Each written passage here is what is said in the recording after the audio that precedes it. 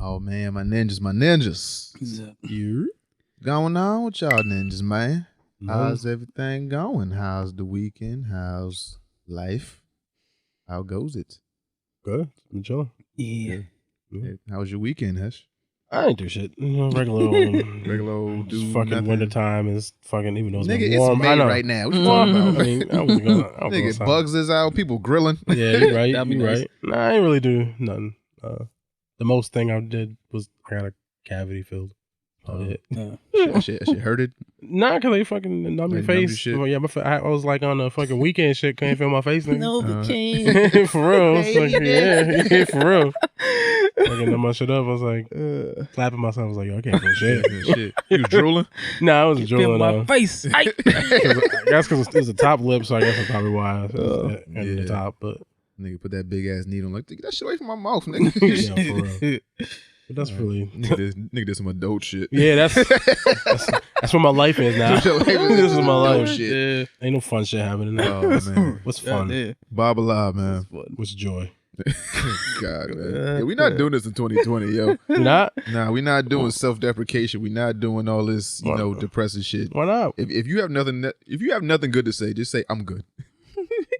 How you gonna tell me how I feel? How you gonna dictate? I'm not telling you how to feel. I'm just How you saying. gonna dictate to me? I'm just saying how to it's express 20 myself. It's 2020. We need to. I can't express myself You can in 2020. I'm just saying. You gonna suppress me? You gonna make me? But you can't be self-deprecating every time you want to say something about yourself. What is joy? What the fuck kind of shit is that to say? I don't know. Yeah. I just think it's funny. Yeah. I just think it's funny to say Depression stuff. isn't funny. It's It's depressing. but it's funny. Okay. Gotta laugh. You gotta laugh to keep from crying. I don't really cry, but you just gotta laugh. Bobby, how's your weekend going, yo? I don't. That'd be good. You do nothing exciting, nothing worthwhile. Nah, nothing crazy. You niggas definitely made me a Pokemon addict. we didn't make you. We just brought you towards the light, nigga. Yeah, I'm for just real. saying, Do that shit to yourself, dog. Yeah. put you onto the hotness monotonous, nigga. Stuck on this shit, man. Yeah, I see that. Yeah, that Nigga, Bobby going hard in the paint. Always doing that Bobby's like, shit. I ain't losing again. I ain't losing. Hell no, I'm Nigga- not. Nigga said, I want the belt now. This is a shiny belt. I want the belt. Gotta But, keep me on my fucking toes. Word. So, first time in the studio in 2020. Yeah, we back in G's. Yeah, back in G. Shout out to Rob Markman. Shout out to Lounge Studios up in Midtown. Sorry for the audio last episode. Tried to fix it. I can't. couldn't. What was trash? It was low. They said it was low and that they couldn't hear certain shit. So Yeah, it's like, because it came in one file thing. yeah, so. it came in one big ass. Yeah, file. so, like, I mean, when- he sent it in pieces, but even still, like I could have sent y'all the pieces, but it was like Wait. this shit was like gigs. Yeah, it'd been way, probably won't work Yeah. anyway. So like when he did the game, the head bopper, yeah. the volume on the audio was way loud. Okay. So like him when he was talking over, it's kind of hard to hear. Yeah. And then just in general, the audio I think was just when I got it was just low. So tried to. So next time we go out of state, we bring in G with us. Yeah, for real. To get all the fucking levels right. Yeah, we gotta get in. She's like, "Hey, you fucked up." That nigga be telling me like, "Yo, just let me know. I'll be on the road." Shit's like, All right, next time, yeah, next week we might have to do that. Next time, I'm bringing fucking G with Yeah, us. for real. I'm tired of Make this sure the shit. levels is good. The levels is good. Levels good. We out here. But let's see. So hopefully we crisp and clear now. Right yeah, now. crisp and clear. We in the motherfucking dojo. We back in this bitch 2020. You know what I'm saying? Let's get it. SoundCloud, iTunes, Google Play, Stitcher, Spotify, YouTube, iHeartRadio, wherever the fuck you get your podcast, we are there. 3ninjaspodcast@gmail.com for any comments, questions, or concerns. If you want your question answered in the Ask a Ninja segment, you can reach us there. That's 3ninjaspodcast@gmail.com. Also, be sure to check out our website, 3ninjaspodcast.com, as well as sign up for our newsletter, which you can do on the site as well. Just type in your email. We ain't going to spam you with a bunch of shit. You're just going to get updates when we drop something new or, all that good shit. New episode, new merch, new no smoke, whatever the fuck. Just be abreast of shit. So, Hesh. Yes, sir. Self-deprecating Hesh. Yay. Self-dep. Self-dep. Self-dep. Self-dep. Self-dep. So dep. So-dep. Yeah, what we got for man? What we doing? Questions? what we got for questions, man? Oh shit! And we back. This question comes from Terrence. His question goes, "Hey ninjas, Happy New Year and love the work you all do. I understand why people have their reservations about DC and their movies, but my question is, does DC need their own universe like the MCU? Cinematic universes can be hit or miss, and sometimes they can be too big. I love Star Wars, but when you take account into that basically everything is canon, things get confusing. I am fine with DC doing standalone movies with maybe an occasional team up.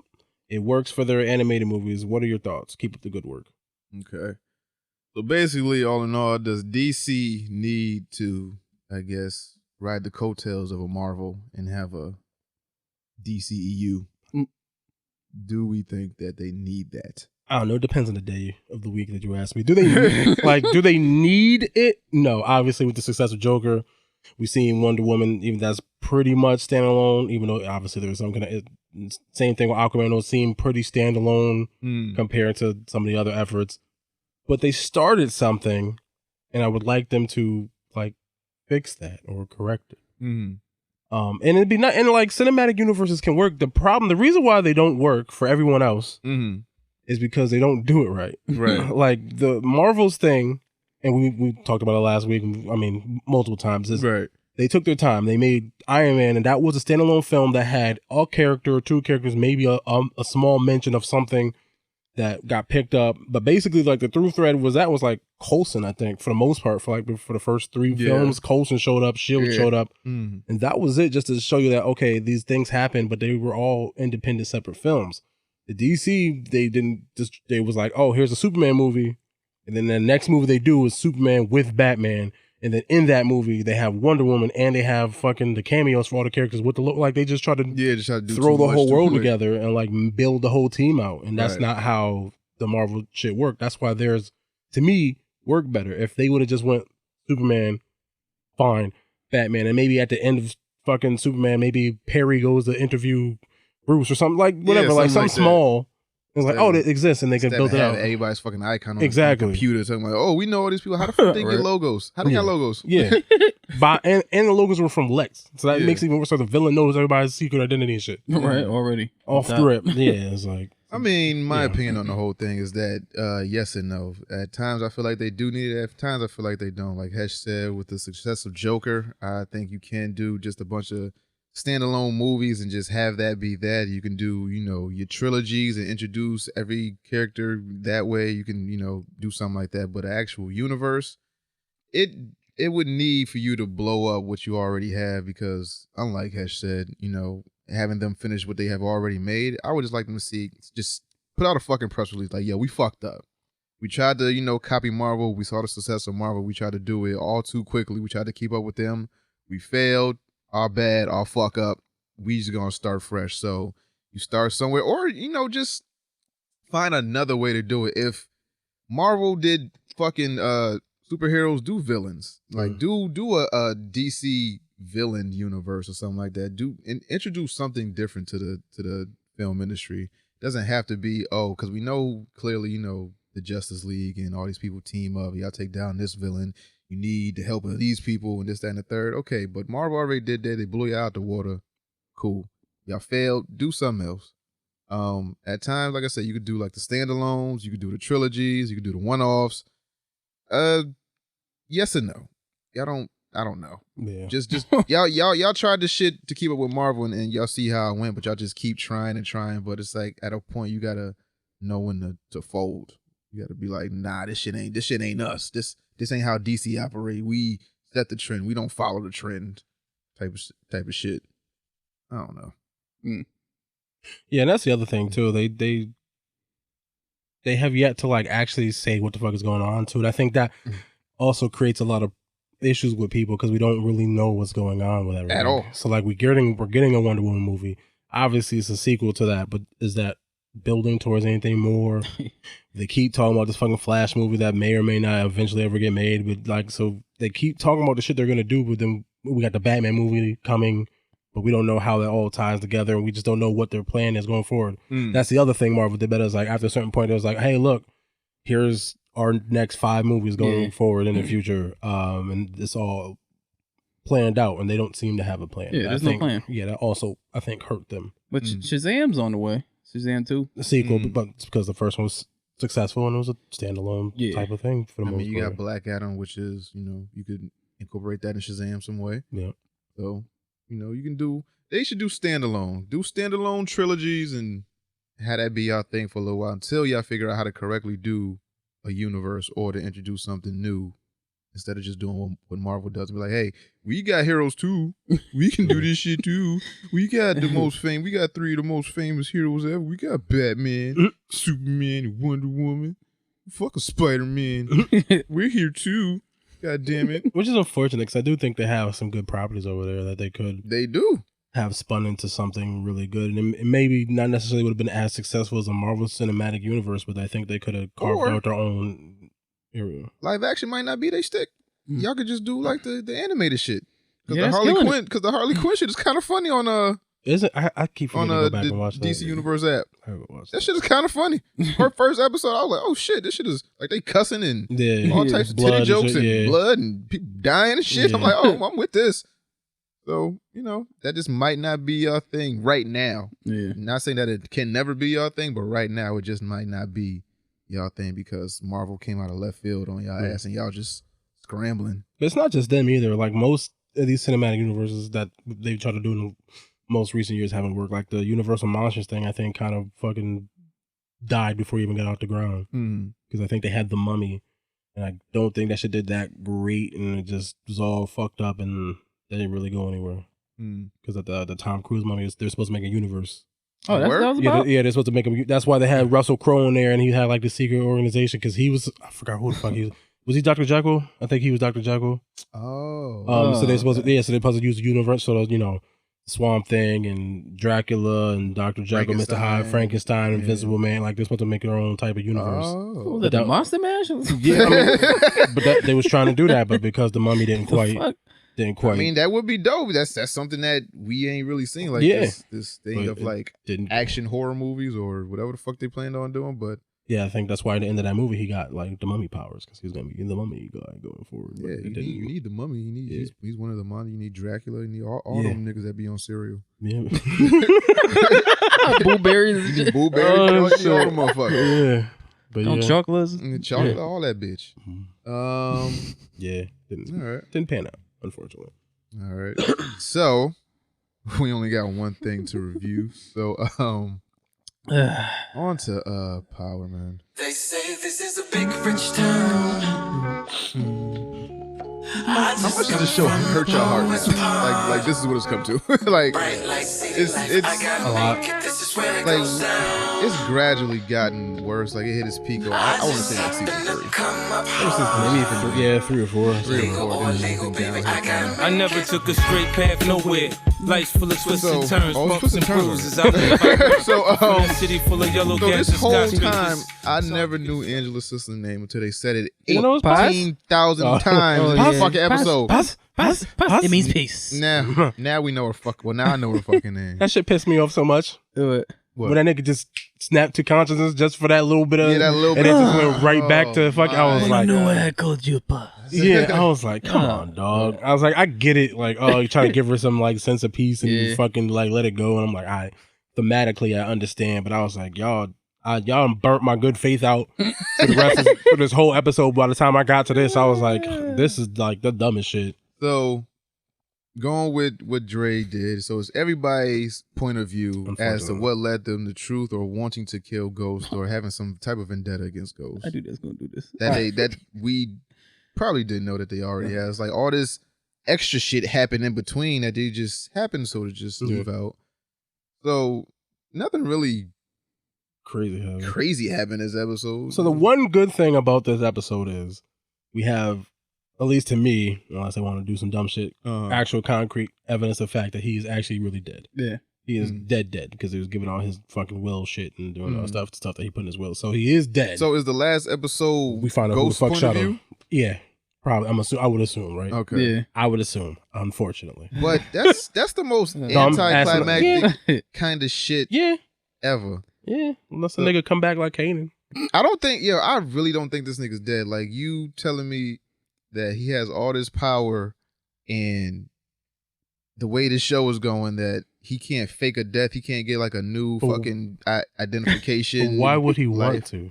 Because he wants to leave. Like, okay, his life was going good. He's about to become like the mayor, deputy, whatever the fuck he's going to do. He's got a new girl. But at some point, this is the road it leads to, with all the karma that's coming back to you, your wife, your best friend, your girl, the enemies you made in the street. All that shit eventually is going to come back to you. So in my head, in my thinking, I know you're shaking your head, but in my thinking, I'm like, yo, I don't want none of this shit. If I'm at the peak, I want to get knocked down, and then I want to disappear, start a whole new life somewhere else, do something crazy. You think that nigga think like that? I would hope so. I think that he's gonna.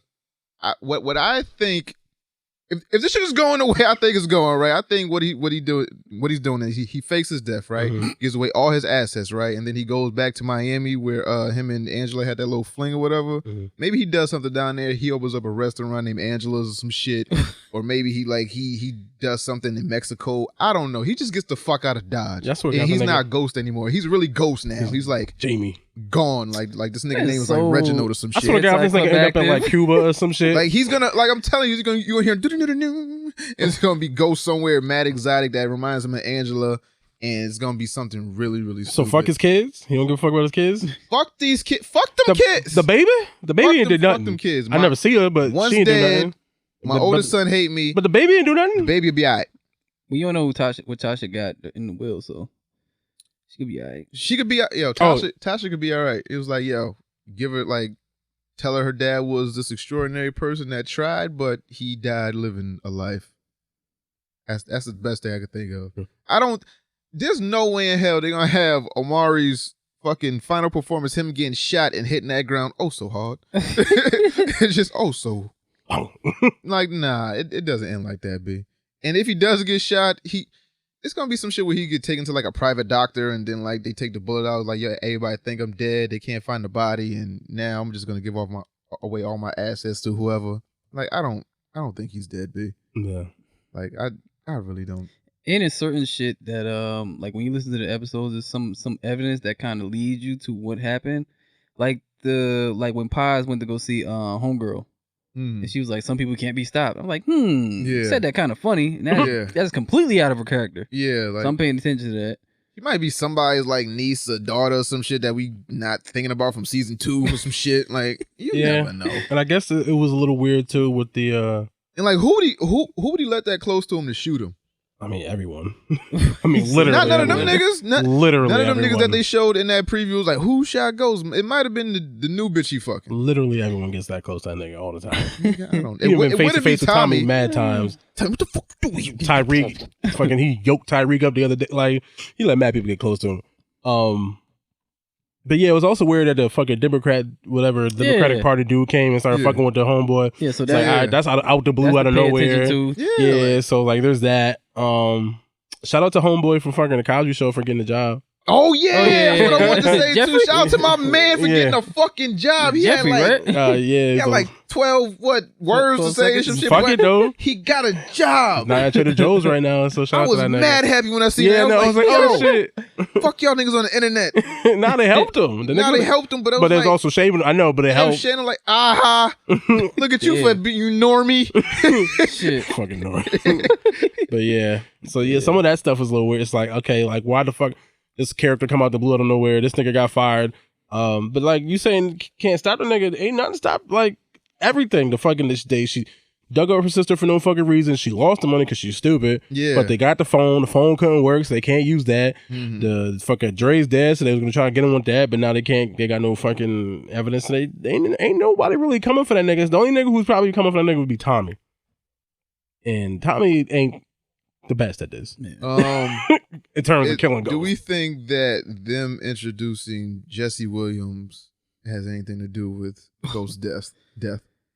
Because that's a pretty, not a big actor, but like a B-list actor to introduce and just to have him in one episode just for like nothing. I mean, it's just a cameo, I guess. I mean, it couldn't just end up being just a cameo. It could end up being just a cameo, but I feel like that's a wasted ass cameo. Everything's wasted. Like, I mean, I think it's just a like.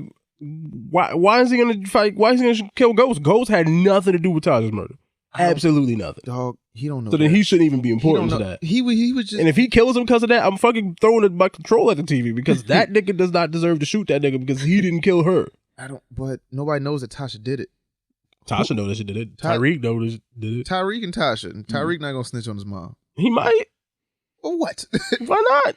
Niggas ain't shit. Okay. Yeah. All right. So, anything worthwhile in this episode happened that we need to talk about? I don't think it's Tasha's boyfriend anymore. Who you think it is? I just feel like it's gonna be some dumb shit that we. I feel like these episodes are gonna be leading up, giving you evidence to who exactly did it. So when you look at the episode, you're like, but it's gonna be stupid. You're still gonna be mad. Yeah. So we know it's not Sax. Yeah, it's not. Because he was showed up after they was pulled up Angela's body. He definitely didn't look like a nigga who just shot a nigga the night before. But I could be wrong. No, Ghost looks like that every time he shoots a nigga. He goes right back to truth. Or he went home to Angela and it was just. Well, Ghost does this. That's his thing. I don't know if Sax do that. I don't think Sax the murdering type of nigga like that. Really. Don't put none past his fucking show. He's about to get caught with his pants down, literally, nigga. Yeah. You know what I mean? So I don't know if he's the. My bone. Yeah, I don't think he the. Cold-blooded killer type, but I could be wrong. He white, so you know sex on sex. He would he would love nothing more than a killer nigga. So I don't know. Fucking Paz is stupid. She should have just took the fucking money. Yeah. I hope she took episode money. I hope she takes the money from she took James. She took it for. I think she took it. So he going back to college. Yeah. So she found out that Tommy killed her sister. Yeah. And then she went looking for Tommy, banging on his fucking door, and then she go back to Tommy's apartment. Tommy that shit is cleared out. Yeah. So I wonder, is that some other shit going on? Because I think next episode might be Tommy's Tasha episode. It might be Tasha and Tommy's episode. Maybe, I don't know. Yeah. Well, I mean, there's only like 3 episodes left, so they got to double up. Yeah. Oh man, it is what it is, nigga. It is. I'm gonna keep watching, but I'm not happy about it. Yeah. I mean, what are you gonna do? This is a big rich town. I'm trying to think if anything really happened in this episode that we need to actually talk about. Not it's really, like her man. son. It's just her flip flopping. Her son, Paz's son, wants to protect her, so he wants to kill Ghost. But then she's like, "Nah, give me the hammer. I'm gonna go do it." And then she don't go do it. Then she turn around having a fucking epiphany. Yeah. And she's in the club, in the middle of a club with a gun out. Nobody says shit. How she even get into that club that I know has had murders in there? Have even been robbed? They just got robbed like 2 days ago. They don't have security. This bitch walked in with a gun in her purse. Yes. How the fuck did nobody she was and she wasn't dressed for the occasion. No, and she had a jacket on and she looked mad suspicious. And then she pulled the gun out in full view of everyone and no one seen shit. Mm-hmm. Nigga, that's the shit that happens in the show that pissed me. I'm like, nigga, out of all the clubs in New York, this has got to be the club that you can't be the club with the max security that you can't get a gun into. They just had a nigga shoot a nigga in the club like 2 days ago. Tate shot that nigga in the club. They just got armed up. So you gonna tell me they gotta have security? All these fancy rich white people for this fucking governor shit, they gotta have security. But nah, he should just walk in like, yo, what up? I got this thing in my purse though. Yeah. What up? Oh, you good? You good? Yeah, I cool. You Angela's sister, so you good everywhere. Yeah. I don't know, man. Yeah. So no. So 3 episodes left. Yeah. We done with this shit, man. Yeah. Until the new whatever series come out, and I start watching that shit and be like, you know what? They got me again. What the fuck? I don't know what we're gonna review at the end of the month because it's 3 more Sundays in January. So we got to the end of the month to figure out what the fuck we're gonna review. It's good. That's a good question. I mean, y'all let us know what y'all want us to review. Yeah, make sure it's something good though. Yeah, make sure it's something good. You know, not Power. No, never again Power. Not another 50 Cent produced anything. Well, I won't say that. I won't say that. I'm saying that the beginning of Power was really good. But do we know if 50 was at the helm of that? Well, I don't think he's at the helm of it at all. Period. From the jump, he just produced it. What? He don't write. I don't think he's a writer. Other than his first 2 solo albums and like the first G-Unit album, what good has he done in like the past? I want to say 15 years. Power. I know right now it's not a good show. Okay, if we say Power 1 through 3 is cultural bad, but then 4 through 7 is bad, does that ratio really add up? It's like listen. He made a cultural thing, and even now, even in the badness of the shit, we still watching it. So then you gotta give him props for that. We have to see how this bitch ends. Okay, there's lots of shows there's lots of things I've started watching and like I don't like this and I just stopped. I'm not gonna ride this wave to the end, but Power got me. I'm riding this wave to the end. So you gotta give him some credit for that. And you know, I mean, he made Lloyd Banks, nigga. He made Lloyd. Your fucking mouth. I mean, he brought Lloyd Banks to the people. Oh, okay, cool. He didn't make Lloyd. That's not what I meant to Cheese say. on you feel like the Negro League. Exactly, nigga. Come on, nigga. Fucking smoking out of bags inside of vacuum cleaners. Something. I forgot what he said. Something like that. Up in here. And we on fire. Motherfucker. Why do mad niggas die by fire? Like Dre, Usher, nigga. Kanan, nigga. Usher gotta let it burn, nigga. Oh man, on the topics, I'm done with this shit. Come from the heart. Been a long time coming. Been far. Wanna work it out. I do it though. Think that's me good step away. And I'm hurting, baby. Happy nigga. All right. So topics, man. Yeah, I've been thinking in my head What the like, fuck is the first topic? What? yeah, when we do this shit for Blur Kai, I don't think we gonna get through this shit. Oh, nah. Nah. Stream games with unlimited data for Bitch, I fucking hate YouTube and these ads, man. Gotta pay for that no ass shit. My dick, YouTube. More? Yo, all right. Wasn't even the song you wanted? Nah, it played 2 ads in a row. Oh, no, that's how they get you now. Yeah. Yeah. They real. Mm. They getting that ad revenue. Fuck this shit. They getting that ad revenue off you. So, what's the first topic? What we got? What we got? So, Hans Zimmer to score No Time to Die over Dan Romer because of creative differences. Yep. Now, what are the creative differences? They never say that. That's just a fancy way of saying right? I don't like them niggas, I'm out. That's really what they always creative, because you never know. They never go into, very rarely do they ever go into details. They just say creative differences, so it's like no one's at fault type of thing. You can't say I left because that nigga's an asshole and I didn't want to do this no more. Okay. It's like creative differences. We couldn't meet eye to eye, so we decided to part. Stop being a bitch. I mean, if it's the last Bond movie with Daniel Craig, I think you would get Hans Zimmer. I mean, yeah, he's Right. he's That's one the of GOAT, the man. top movie scorers there are. So it's like it's not a bad thing to get Hans Zimmer. Yeah, he scored every movie that you love. Yeah, I guess this is was that other guy the guy that was doing all these most recent Bond films? Is that why it's a big deal? Was it? Probably, most likely. I'm assuming. I don't know. I just because Hans Zimmer, because he's a big deal. I know his name, right? But like out of the other niggas, I don't really know him like that. So he get mad work. I mean, when you good, you good, nigga. Yeah, but this is since the 90s. Like, When you good, you good, nigga. Your name is out here. And then he made all, because I swear, did he make the Superman theme? Did he do all that shit? Yeah, that's what I'm saying. Man of like Steel? Yep. Yeah, all that shit. Like he's done like all the iconic shit. Another ad. He tried to get through it. Got another ad. I tried to look at my fucking pick. I was like, what the fuck do I want to pick? I was like, okay, I watched it. Yeah, all right, nigga. Nah. Did you just die? What the fuck is that? Yo, what the fuck? Yo, I didn't know that the Ninja Turtle movie was on Netflix. Oh yeah, Ooze or whatever. Nah, that's the first one. Oh, the first one. Yeah. Yeah. You just think it's just it's like an audible. Oh, gas. you got MFKZ on it too? Oh yeah, I just watched that shit the other day. That's just crazy. When the last time I turned on Netflix? You tell me, nigga. You ain't been on Netflix for days and days. I have. Nah, I watched Don't Fuck. Nah, that was on somebody else's account. Mm-hmm. Okay, never mind. Yeah. Oh, Don't Fuck with Cats. You watch that wild shit? Yo, before we get to that, that's my pick. Don't fuck with cats. That is my pick, yo.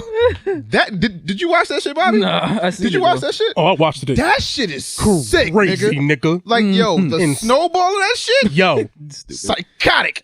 you think you're starting here. Yo, you think you start in one place? Oh, they take your left field, nigga.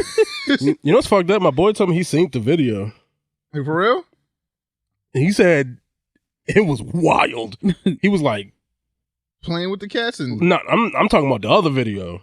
the body? Yeah. Playing with the nigga head and shit. Like, because that's what he did. He fucking uploaded that shit. So that shit's just out in the ether somewhere. And the crazy shit, well, we always off topic, but like some wild shit is, right? I remember there used to be this website where you could go see all this gory shit, and it Faces wasn't of Doom? Faces of Death? No, it wasn't Faces of Death. File Cabby? I don't even know what the fuck it was, but I know it was this website that I could go to and see all types of wild shit. And it used to be this nigga who used to take puppies. He used to have like a high heel shoe. He used to kill the puppies with the high heel shoe.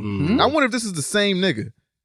But if it's not the same nigga, it's more than one of these niggas out here, and all y'all doing is focusing on the cat nigga because of the boom of the internet. Like, this happened in maybe, I want to say like 03, 04, but like, I'm like, where are the forums? Where's the outrage for this shit? Because I'm not the only one that's seen this shit. Oh, no, and I'm deeply disturbed to this day because of this shit. Oh, there's definitely more than one of them niggas. I don't think that's that same nigga because they seem to go very in depth in what he was doing, and I figured if but they connected that to him, they would have thrown that in the documentary. But I don't know, but I was just like, why haven't they caught the dog nigga? Like, don't fuck with pups. Like, why haven't they caught that nigga? He didn't have electrical outlets in his house. They couldn't figure it out. Them that niggas, shit is the crazy. Bobby, you Bobby, gotta watch that shit. it. Yo, Bobby's the perfect nigga to watch that shit and analyze and be like, yo, I kind of get it. What? I feel like Bobby might have been a nigga to find this nigga too. He'd been like, for real. Like, yo, I've been there before. Yeah, I know them outlets. They made in Taiwan. Google Taiwan. Yeah, that's just crazy. Bobby's the internet nigga. For real. But don't fuck with Castle my pick. Let's see. NBC orders sitcom about The Rock's childhood. Why? I mean, because The Rock is popular. And but that's about it. But all the shit that he talks about. Why? It's because The Rock is popular. Yeah.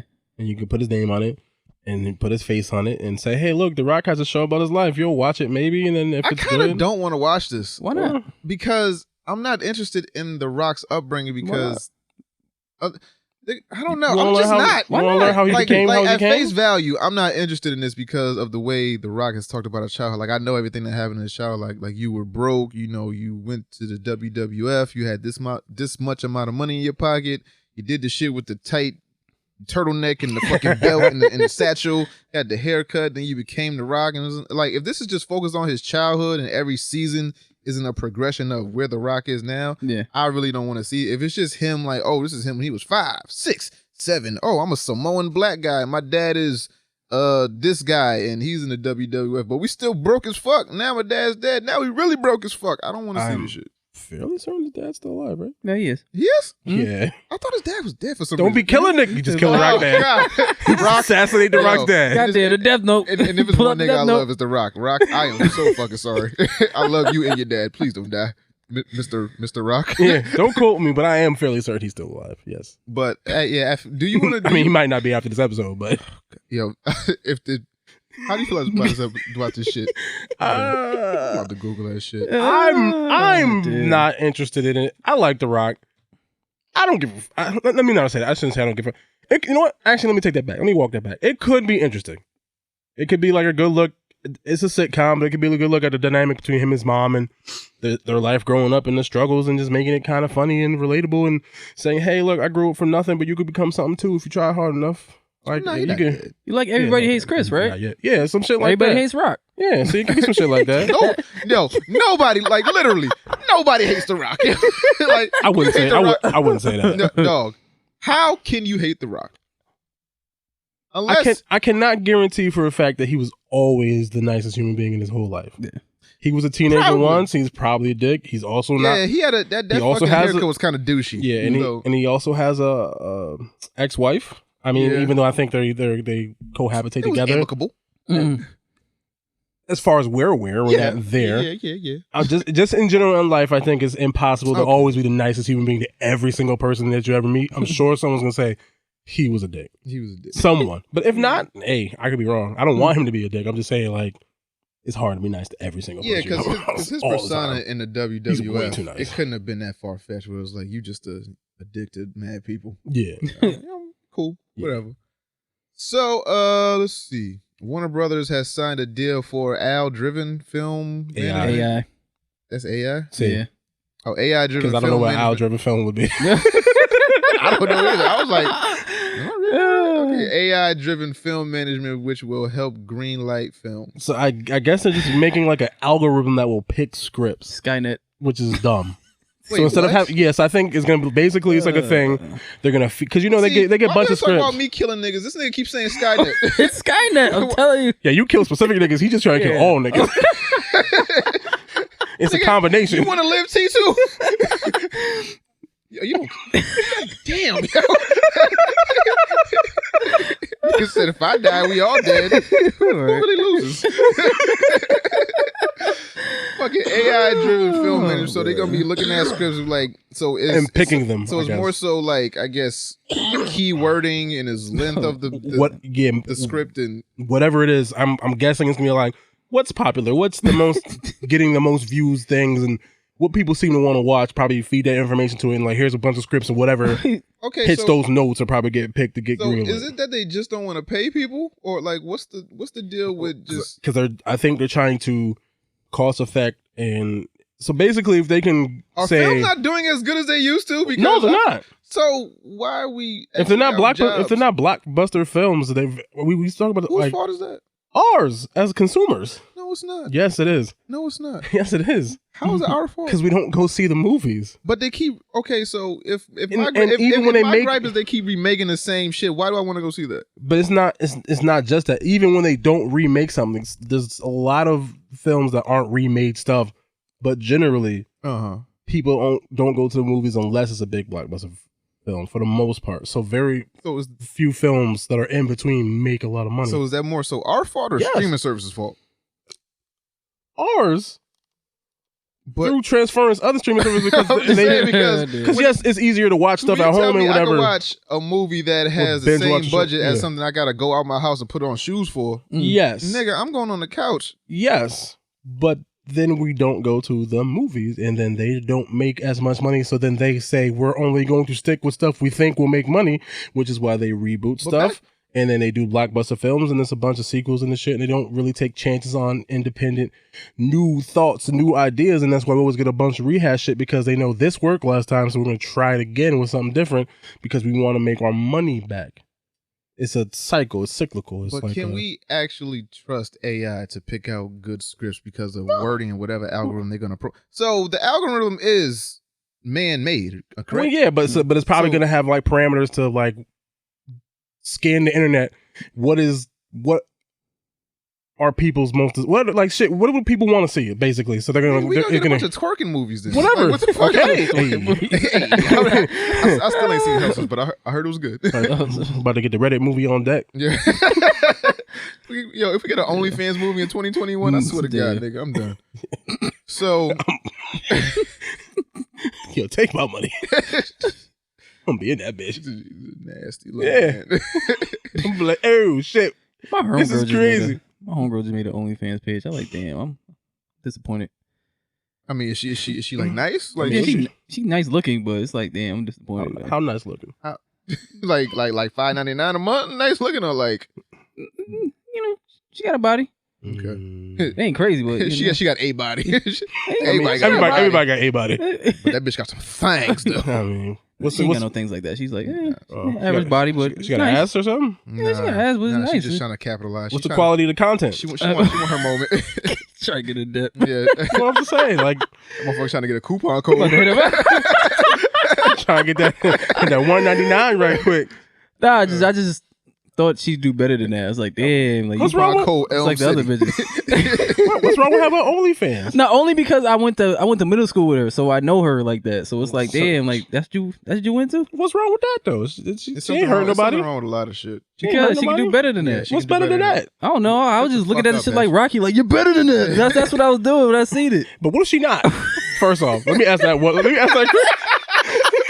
Let's start there. Okay, so you knew it, but do you know it now? Yeah, let's start that off. First off, in general, what if she just not really better than that? What if this is the best she can do? It's what I see, goddammit. Fine. Two, have you seen... Like, what would you do if your kids was at home crying alone on the bedroom floor because you're hungry? And the only way get to the man with a little bit of money because the daddy gone. Yeah. So we're smoking rock now. Yeah. In and out of lockdown. I ain't got a job now. Yeah. Two, and this is the most. This is what I call life. And this is the most important part. Have you seen how much money some of these bitches make off of that shit? Yeah, but she's not built like that. Her body's literally not built and like figuratively, she's not built like that. Yeah, damn. She ain't built for no fans. Yeah.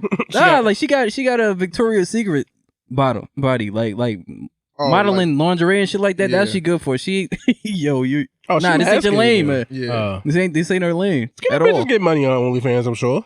Yeah, pretty. You gotta stick something in them, but. Am I lying? You know what? You're right. You gotta go beyond.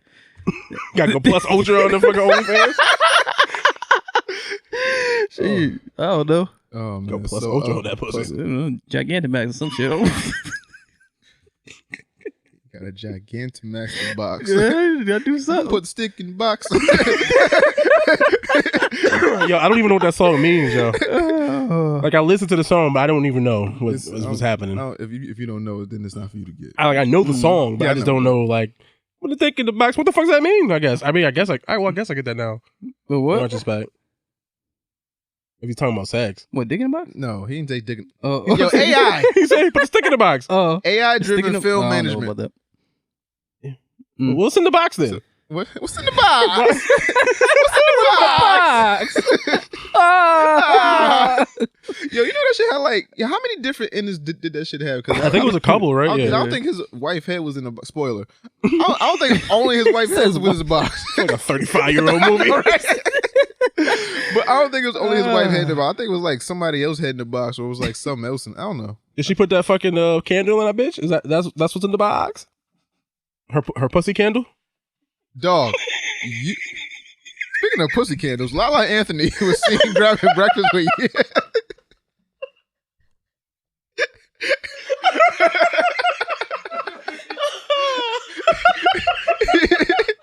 Do you think Yaya Abdul, my team, put a stick in the box? He putting it lazy. That nigga put the fucking tree in the box. You gay.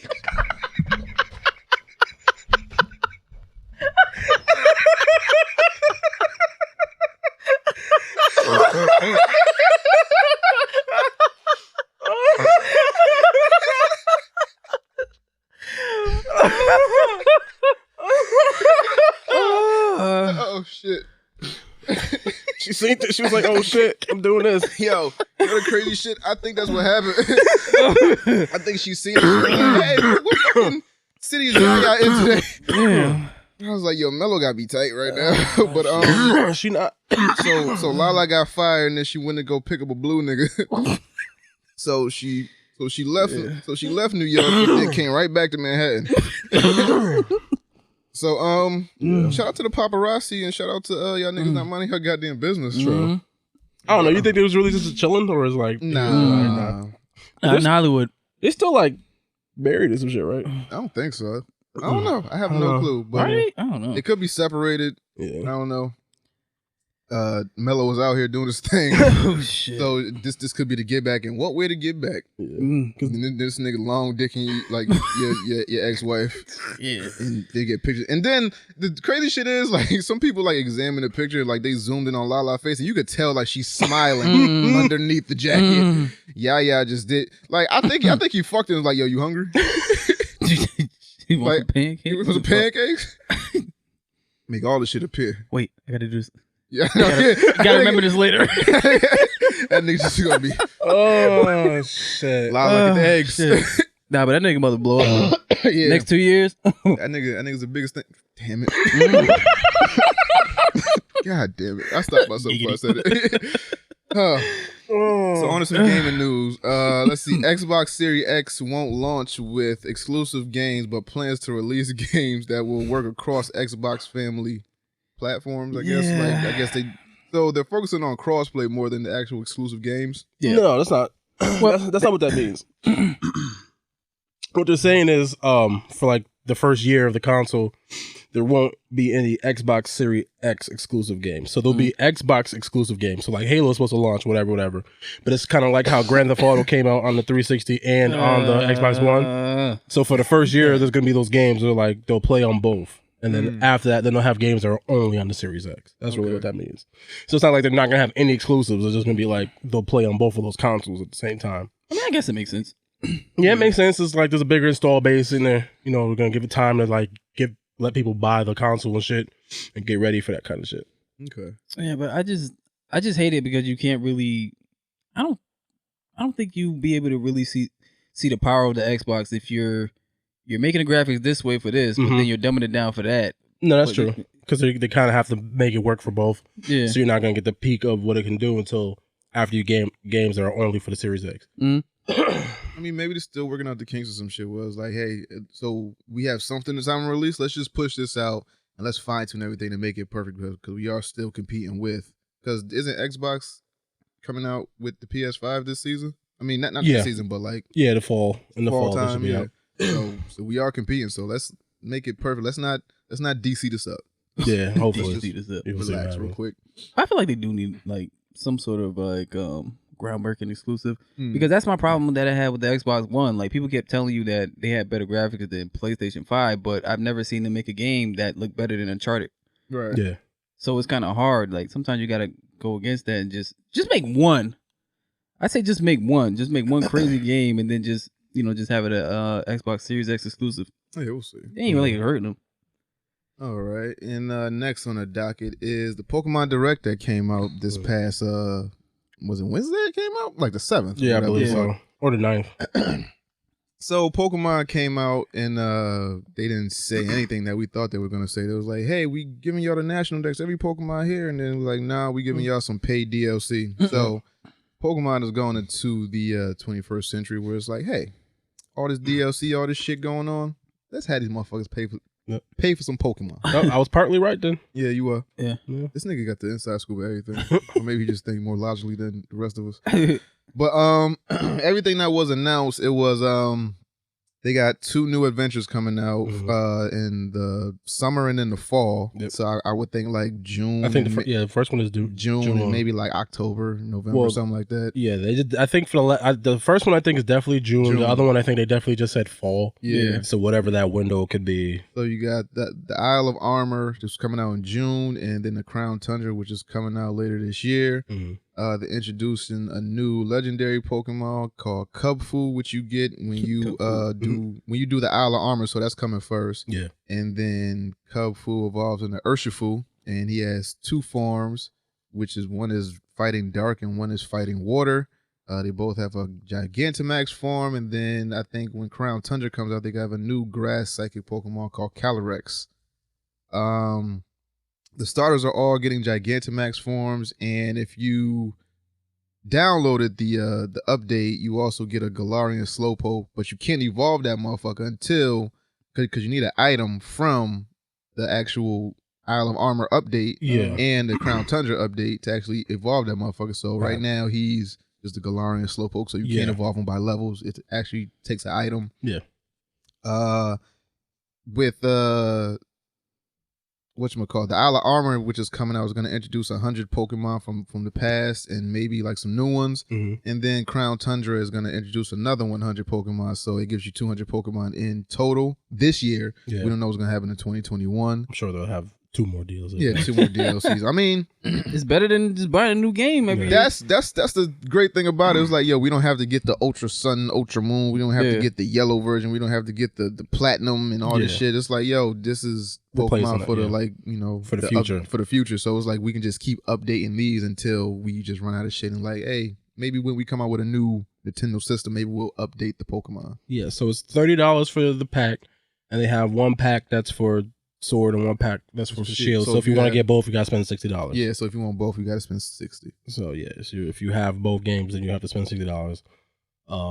I think the first pack, I think it's gonna be more of a story element thing, and I think the second pack, I was watching the video somewhere, they're saying that might be more of a setting up like a it's more open world type of shit, like the wild exploratory where you get to go on adventures with like your friends or whatever. You get to actually explore the what's the dens. shit called? The dens, the wild the dens and shit. You get to actually explore them. So take the raid battles to the next level type of shit. Yeah.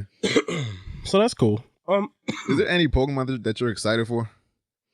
I mean the original starters, that'd be cool. The Venusaur. Oh yeah, they got my nigga Bulba back. Yeah. They got my nigga Blastoise back. They get a Gigantamax. They get Gigantamax. I'm not in love with the 3 legendary birds forms. But I'm like, this is cool. It's cool. It's cool, but they're introducing new Regigigas. Reggie Ice and Reggie whatever. A new Reggie form. And then they got the alternates of like Moltres, Articuno, and Zapdos. Zapdos is dead ass a Roadrunner. Yeah. But I'm excited for like Garchomp and like stuff like that, Electabuzz and shit. I finally get my fucking Electivire. Pretty excited for that. But you don't get that until like the end of the year. But even still, like the Nidorino, so I give you Nidoking and shit like that. So just give me more Pokemon to whoop your ass with. Yeah. I like this energy, but I want to beat your ass so bad. Like as soon as I get my belt back, I need you to come with that same energy in June.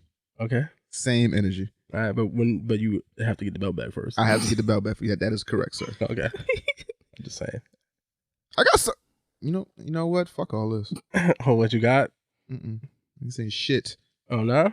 Nah, I ain't saying shit. Okay. Just gonna come and whoop your ass. But what if you don't? Make sure you shine my belt up nice, What if though. you don't? But what if you don't? I'm confident now.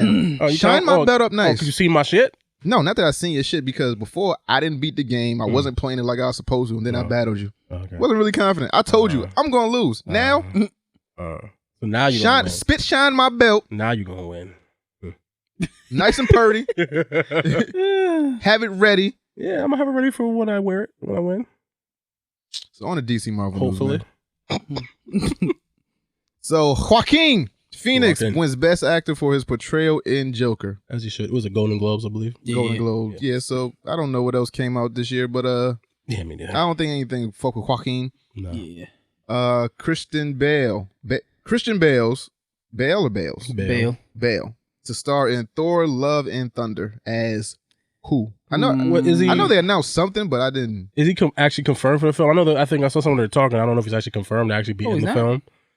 From what I saw, Is in talks. yeah, I think he was in talk, but I could be wrong. That could have been some old shit that I saw and not seen no update shit. But he's in talks for.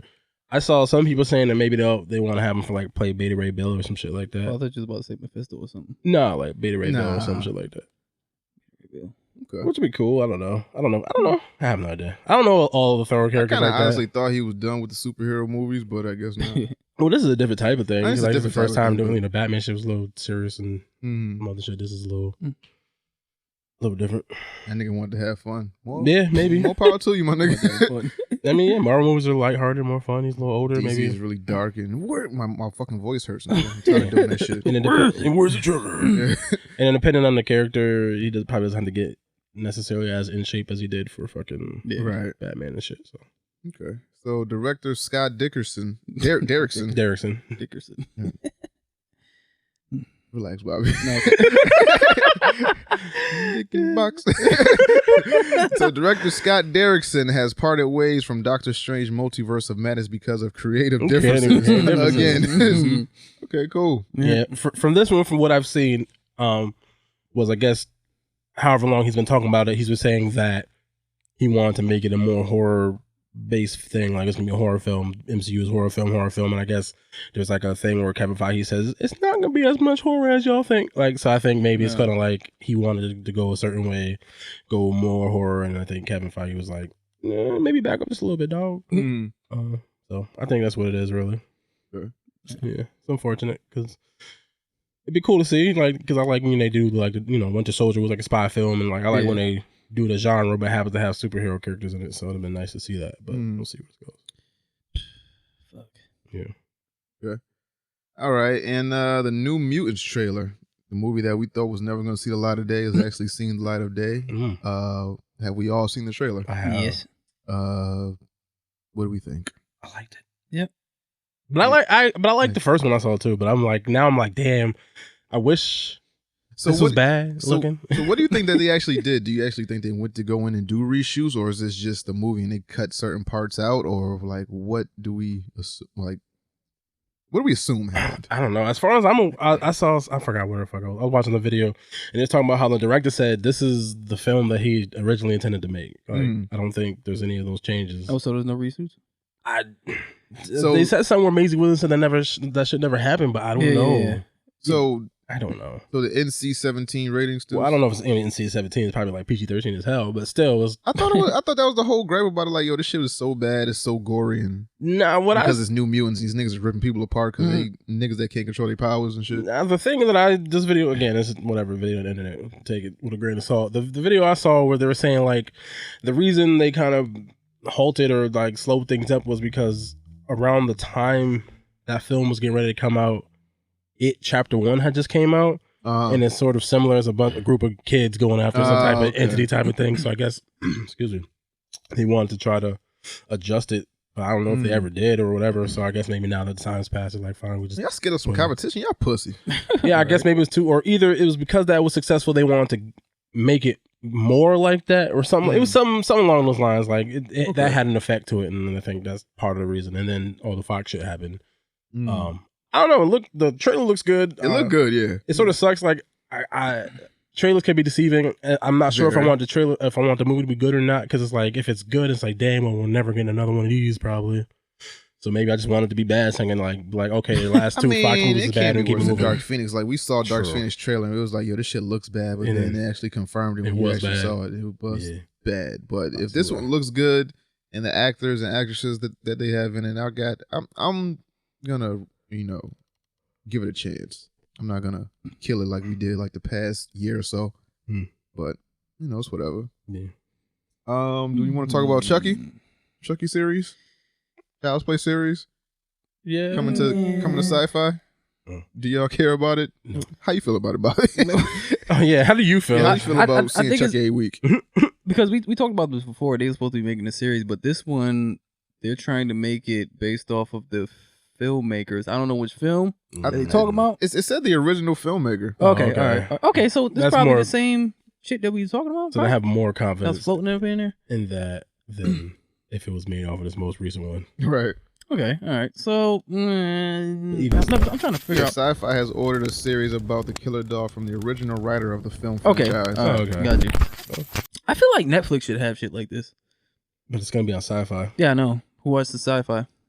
You will if you like the Chucky series. Well, I mean, it's all Sci-Fi. about we don't want everything because it does get kind of convoluted when you go to the same place for every fucking thing. Yeah. So it's like you want to spread it out. So it's like if everything's on Netflix, so say you start watching a series and then you get distracted because some like 3 other things came out. It's like, do you ever go back and finish that shit? So it's like have it on a network that's not so popping, bring some notoriety to that network, and it's like, oh, that's the only thing on that network. I still haven't seen Godfather Harlem because I don't got fucking Epics. But if that shit was on anything, free? Epics? I don't know. I thought it was free. Is it? I think you just download the app on your Xbox. Don't quote me, but I swear, I think there's an app on Xbox you can Sure, it wasn't download. Crackle? Don't you lie to me, Ricky Bobby. It might be Crackle. It's one of them things. I don't know. Go home, Google, try to get some Epics and see if you can play some shit. That shit is free. I'm about to watch all that shit tonight. That shit is really good. Yeah. Has anything else happened in the last 5-10 minutes that we need to discuss? Not that I seen to it. Okay. I don't see anything. Let's see. The Mandalorian gets updated. No. No. New PlayStation game. Sony has unveiled a complete list of titles dropping next week. I mean, whatever. What did they show that I ain't really give a fuck about? Oh yeah, here comes the PlayStation 5 logo. It's the same. Yeah, Relax. They just said delete like 5. I'm like, backspace 5. Why is this news? Because we don't got a lot of news yet. That's what we're waiting. I was like, you serious? So anything is news when you don't got news. New CW CEOs. They did ask a question that I kind of baffled me a minute. On what? Like one of the fandom pages, they asked what console had the best logo, and I was like, damn, the best logos. They said Sony, Nintendo, Xbox, Sega. I think that was it. I mean, Sega's is cool, but because it got a little song with it too. Yeah. Sega. Nigga. Basically. I mean, Xbox is cool. Yeah. Sony's is cool. It's just the same fucking thing 5 times over now at this point. So ain't nothing like. You can't get points for that. But I don't know. Nintendo a little bit. I mean, just Nintendo in the right box. They had that. I mean, Nintendo 64 was kind of dope. Yeah, that's all. That was cool. And shit, that was pretty cool. Neo Geo was kind of cool. Damn, Let's see. forgot about that. Neo Geo. I used to kill that shit. Dreamcast was just nigga going.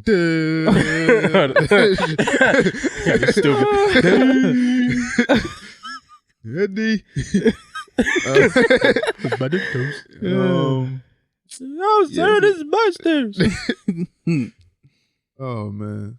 All right, so I guess that's it. Yeah. So right here, we're going to put a interview that we had with the one and only hip hop gamer. You can get to know him a little bit and see what he's about. So you're gonna hear that interview right now. All right, so Three Ninjas Podcast, Domino, Hesh, Jones, Bobby, and right now we got a guest on the phone. I've been watching this man for a couple months, seeing he been making some moves. So, I deemed it necessary to get him on the phone and learn more about him. So, as of right now, we have the one and only Hip Hop Game on the motherfucking line. How you doing, man? Yo, what's going on, son? I'm always great, man. God bless, man. Happy New Year and happy Sunday to y'all, man. Happy New Year. Thanks. I really appreciate y'all for having me. No problem, man. Yo, do you always have this energy? Like, are you always just like at like 100? Like, yeah, I always got this energy, man. Like this is how I live. Like when you see me on camera and everything like that, this ain't no joke. Like this is what I do, man. Word up. I'm always good. Now, I think the first time I caught wind of you, I just happened to be off work one day and I was looking on Twitter. And I was watching Hot 97's live stream, and I happened to see you playing Def Jam Fight for New York with Eric Sermon, right? And I just remember having so many fucking questions. I was like, first of all, like, who is this nigga? Where'd they find a copy of Def Jam? Why is he talking to Eric Sermon of all people? Hot 97 got a game department? Like, I didn't know what the fuck to think. So, like, so who is Hip Hop Gamer? What is Hip Hop Gamer? Why is Hip Hop Gamer? Who are you, my nigga? All right, cool. All right, let's take it from the top. Right. So first off, I'm from Brooklyn, New York. My grandmother, rest in peace. My grandmother is the one who taught me how to play video games, and I was 4 years old. Okay. So I've been playing video games all my life, and my grandmother taught me how to play video games. The first game I ever played was Pac-Man, but the game that really got me into gaming as a culture was Super Mario Brothers, Nintendo 8-bit. Gotcha. Right? So that's how that started. Fast forward, I always loved hip hop, always loved music and the culture. And when I turned 14, I actually started making music. Like I started to become an actual artist when I turned 14 years old. And I used to go by this name, Jackal. And then fast forward to about 2007. I was a big fan of G4 Tech TV. So, Adam Sessler, Morgan Webb, Kevin Pereira, and all of them. So I was always watching G4 Tech TV. And there was this one episode where I felt like the corporations got to Adam Sessler because some of the things that he was saying, it didn't feel like it was his words anymore. And then I was like, that's whack. And I'm the kind of person where, I don't complain, I create. So I made my first video ever in 2007 with a friend of mine.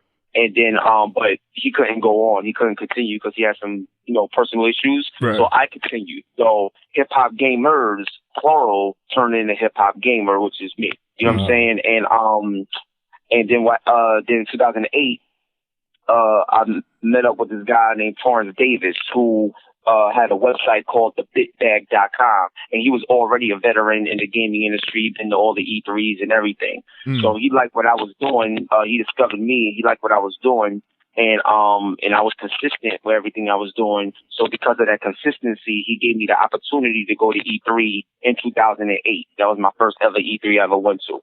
So when I went to E3 in 2008, I killed it, man. Like nobody in the industry has ever seen anybody like me. I had the big John Cena belt, crazy energy. But when I did the interviews that I did, people knew that it wasn't no gimmick because I really knew my stuff, and I was asking questions that IGN and all these other like websites wouldn't even ask or whatever. It was just a very different energy.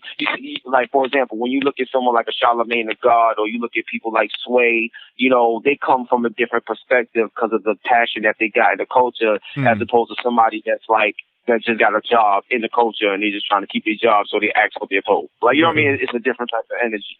So, that's what I brought to the table, and I built a great relationship with a lot of the developers and publishers. So Hideo Kojima, got a chance to talk with him, interview him, Aaron Greenberg, Microsoft executives, like all of that. You know what I mean? It was incredible.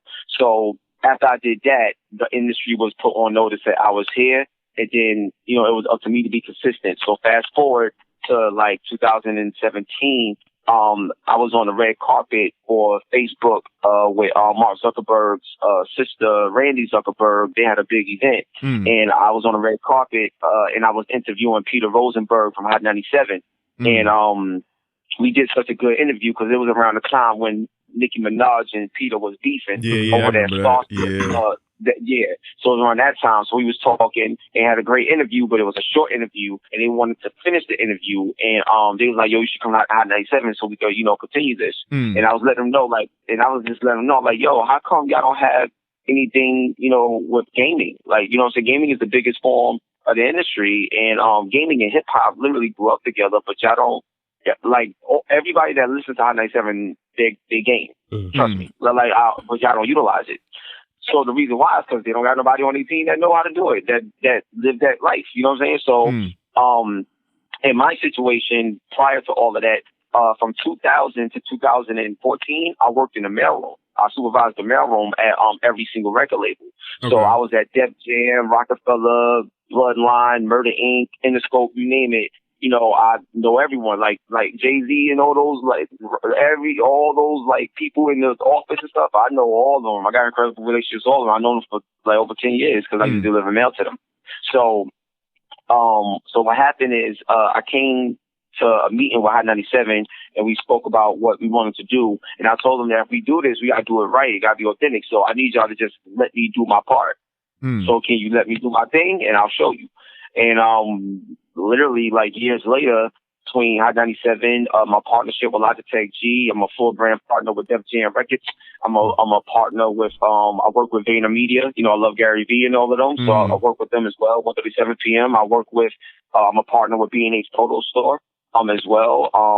Partner with Ambox, the esports clothing company that's owned by the New York Mets that Michael B. Jordan has got a part of. I'm with them as well. Oh, wow. Yeah, absolutely. In the NBA 2K League, huge partnership with them. I'm actually partnering with the NYPD because we have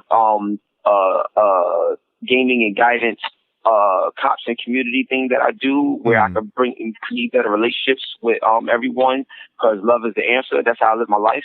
And, yeah, man, I'm doing a lot, but that's what led to everything. Now, to answer your final question regarding Eric Sermon, so Eric Sermon, that's the homie, man. What happened with that situation was I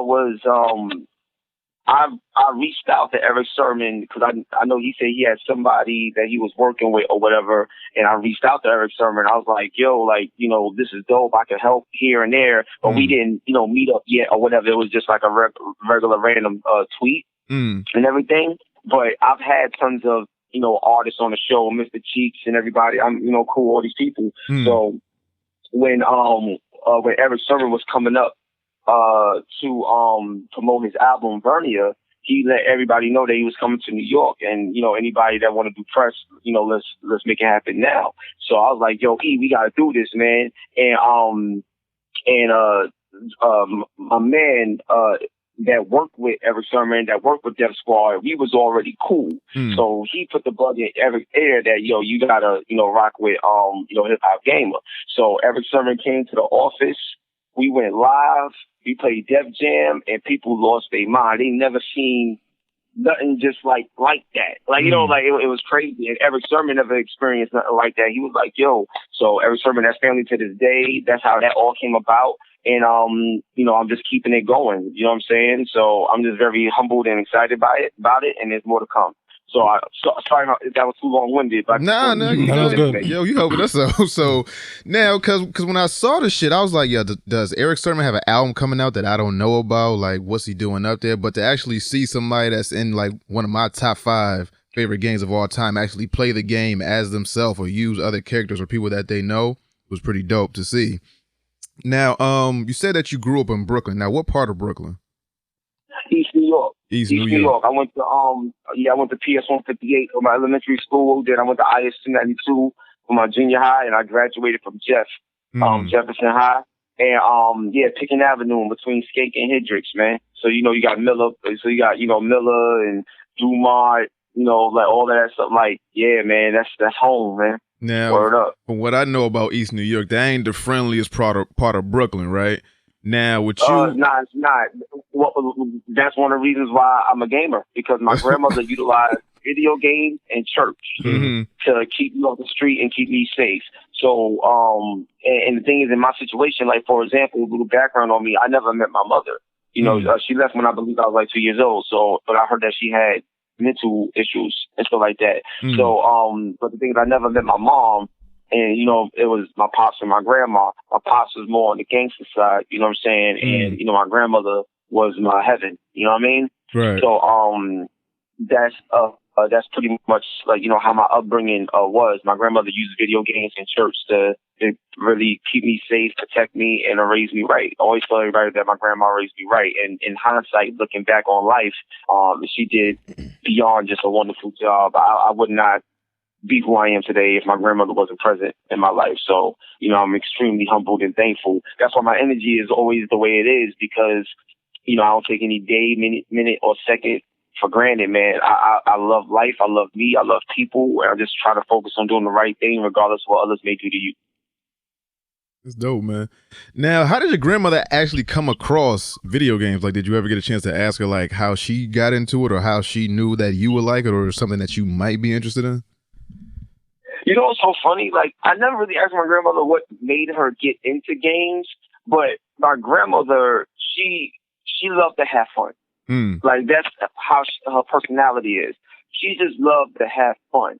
Because we played board games, too. You know what I'm saying? Candyland, Monopoly, you name it. Right. We always played games. So my grandma, I guess she felt that the more fun she was, the more she was able to, you know, be embracive to all the kids that she would watch and stuff like that and raise. You know, it takes a village. So everybody came to my grandma. Like it was like open door policy. Like, you got problems, whatever it is, don't matter, go to grandma's house. Like, you know what I'm saying? And you got food, you got shelter, you have fun, and, you know, it's a way to get away. You know what I mean? So my grandmother just always had it in her, because I guess she always wanted to make sure that she had a way to connect, you know, with everybody, and fun is a way to connect with everybody. So she just always played games, always.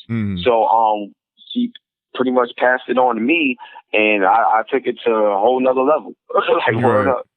Now, being like a gamer in Brooklyn ain't like the toughest occupation or the toughest thing to be known for. So were you ever like picked on or chastised because of that? Well, yeah, like, I mean, at first, but see, in my situation, and this ain't nothing to brag about, it's just something that happened. So, I'll tell you two things that took place. One, somebody must have thought I was a punk because I was going to church and I was a nice kid. You know what I'm saying? I ain't bothering nobody. Right. But, so what happened is, you know how you play suicide? Yeah. Back in the day, you play suicide? So somebody hit me. So somebody tried to like play me and hit me in the face with the ball. Oh yeah. Like I was like, oh word, okay, I bet. Got you. I ain't get them right then and there. I ain't get them right then and there. I was like, all right, bet. So we playing suicide again, right? And I hit him back with the ball, but then I did some other stuff.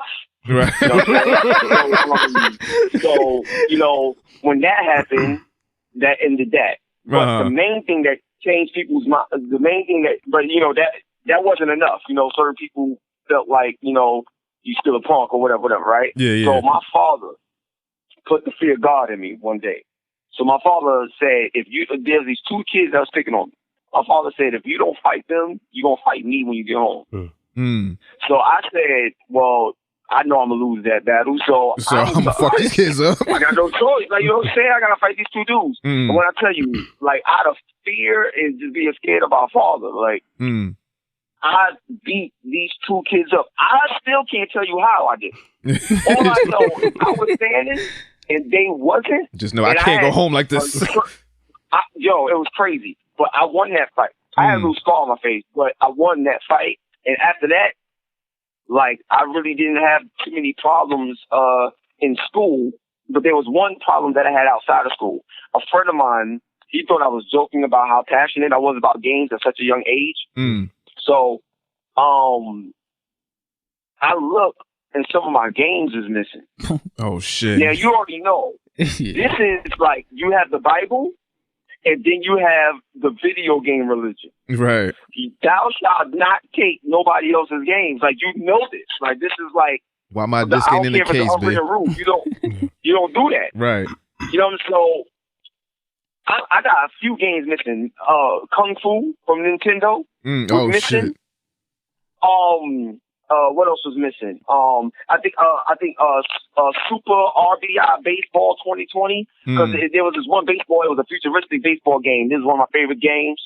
And Rad Racer, I think, was missing. And I think Street Fighter Championship Edition on the Genesis with the 6-button controller. Right. Was missing. I go to this dude's house, right? And he lived like 2 blocks from me on Broad. And I'm like, I think his name was Jose, if I'm not mistaken. But I was like, yo, I'm here. And he wouldn't come outside. So I'm like, okay, I know you got it, because you acting guilty. Like, I didn't even, get at you. Like, you know what I'm saying? You don't even know why I'm here, but you already acting guilty. So I know you got it. I said, yo, if you do not come down here and give me my games right now, I promise you, I'm going to hurt. You don't understand. All you got to do is come down here, give me the games, and it'll be good. Nah, my nigga, we got a problem. You got my shit. I want my shit. It's on. And I knew I was serious because I blacked out. Like, I didn't care about nothing or nobody. I didn't care about myself at this moment. Take all that shit you learned in Street Fighter and just use it on him. This dude came downstairs. As he's coming downstairs, he's apologizing. He has all my games. So he's apologizing as he comes downstairs. And, for the sake of, like the podcast, the rest was history. Let's just say, okay. Let's just say, like the color red appeared more than I thought it was supposed to appear. You hit him with that Akamaru Hiro-san? For real, you would think I hit him with a Kamehameha afterwards. Because you I had was things not with that playing. shit. But I got my games back and everything. So that's pretty much like it, though. Like, other than that, everybody played games in the hood. It's just that it was the stereotypical hood games. Like, you know what I'm saying? NBA Jam, Madden, like stuff like that. What really started to change for me is when people saw me play Final Fantasy 7, and that's one of my favorite RPGs ever. When people saw me play Vagrant Story, and Kingdom Hearts and Fear Effect, like all these games that normally you only see suburban white kids play and not kids from the hood.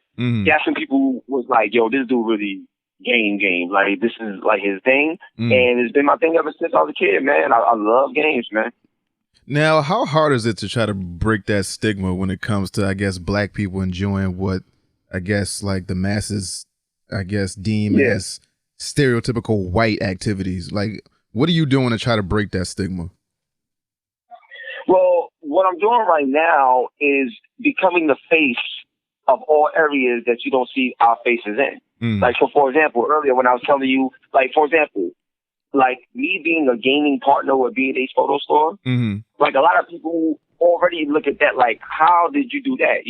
This dude is Jewish, you black, you from the hood, but how y'all come together? Like, you know what I'm saying? Like, how did you do that? And then, like, even with Logitech is one of the biggest tech companies in the world, and they're partnered with Hot 97, which is the most dominant brand in hip hop, through my voice. That's never happened before. I'm the first person to ever do that. Right. You understand what I'm saying? How did that happen? Like, whatever. So, my goal is to be the face of all the entities that represent hip hop and gaming and all of entertainment. And the process of doing it, sometimes it's very challenging, but I see the barriers breaking. And what I mean by that is I see more and more people that's black championing the gaming industry as a whole. I'm seeing more people talk highly about, comics. And I'm starting to see more people attend E3 and PAX and Comic Con, Anime Con, all this other stuff. Like, shout out to my homegirl, DJ Boom. Like, they have a Sailor Boom thing that they do with like black version of Sailor Moon. Like, you know what I'm saying? Like, the way they do that and stuff. Like, there's more people embracing the culture right now. But you got to think about it. In 2008, especially at E3, which is the Super Bowl of the game industry, is like 1% of us there. And even the other like people that's there that's black, they're trying to fit in. They're trying to work for the different organizations. I've always been independent. You understand? So I've always did what I wanted to do the way I wanted to do it, and made it happen. So at the end of the day, from 2008 and all the way to now, I've seen a dramatic change of people being more confident to put themselves out there in the gaming space, no matter what type of game it is, although they are black. Okay. Now, I recently saw that you also did something at York College. Was that a program that you started at York College? Yeah, so shout out to my man Art. He worked with Jack Thriller, you know what I'm saying, G-Unit. Shout out to Jack Thriller, that's my bro. What happened is I created a program with Logitech called Gaming and Guidance. And the goal of that is, so for example, one of the head people, my man Ujesh over at Logitech, he was talking about how his daughters would go online and play some games, but the community could be so toxic. You know what I'm saying? Everybody's hating, racism, all this other negative stuff is crazy. It gets out of hand. So besides selling mouse and keyboards and headsets and doing all these big business deals and products and stuff like that, they wanted to do something that was actually more meaningful, something that, something that's bigger than money. You know what I mean? Something that's, bigger than ourselves. So we came up with the program Gaming and Guidance, because being from the hood, you know what it is to be a gangster and be glorified for doing dumb stuff and hurting people. So I wanted to change the narrative where we could be gangsters in a positive light, meaning that taking care of your family, helping people, showing love, that's gangster to me. You understand what I'm saying? So I wanted to change the narrative on that word. So we put together Gaming and Guidance, because what I wanted to do was I wanted to impact the community, but using gaming as a platform to bring people in and then provide the guidance so they can understand that character is your currency. It's who you are that's valuable, not what you have. Right. So in the process of doing that, I've been going to a different school every month, and we would have an esports gaming tournament with the kids, and then we would close it out with a panel discussion, and then we will wrap up the assembly. And it's been incredible. I mean, incredible. I was featured on Fox 5 and Channel 12 News not too long ago, because we gave the Xbox adaptive controller to a friend of mine that lost his right hand due to SMA type 2, which is a muscular dystrophy disease. So now we got him back to gaming again.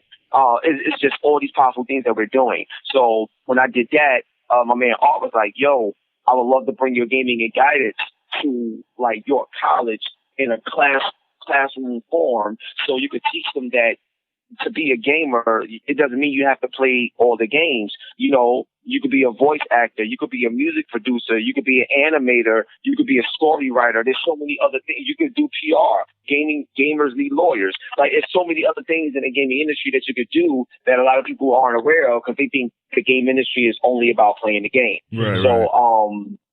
So I was able to utilize York College as a platform to teach that there's more to gaming than just playing. And it's just been incredible, man. It really has. So I do that every Friday. And currently right now, the program is being restarted. So I believe in February it starts back up again, and I'll be there every Friday doing a class. That's dope, man. That's dope. Now, thank you, man. Now, with all this stuff that you're doing, all the accolades, all this, fabulous stuff that you're doing, it also comes with some hate. Are you aware that people don't like you? Of course I am. But do you see the shit that they say about you? Of course. And you know what I do? I'll give you an example. Some comments, because I read all the comments. So some of the comments that people say, you a goofball, or you ain't no real gamer, or this dude is fake trying to act tough, or what's all this yo dog. All types of stuff like that. So what I do is, I respond saying is there anything I could do better? Give me some pointers, give me some tips. What would you like to see? How can I make what I do better to make you enjoy the content? And then they hit me up oh, bro, I didn't even know you was gonna respond, man. I was just playing. I'm sorry. I was just, how you doing, man? One of those just want a response to talk to you. Yeah. See, the thing is, the problem is not just the industry, but the world is so fueled by negativity, and people respond to negativity in a negative way, because so many people feel that when you're negative, that's the way to get people's attention by creating negative spaces. So I'm the kind of person where I don't care what you say about me. You don't know me. You know what I'm saying? Like, it's why does, if somebody say, yo, hip hop gamer, like you a sucker, you and your son ain't nothing, your grandmother blah blah blah, that's why she died. Like, I've had the worst things people say to me. Oh no, we gotta fight. Nah, my son and my grandma. Like, somebody gotta go.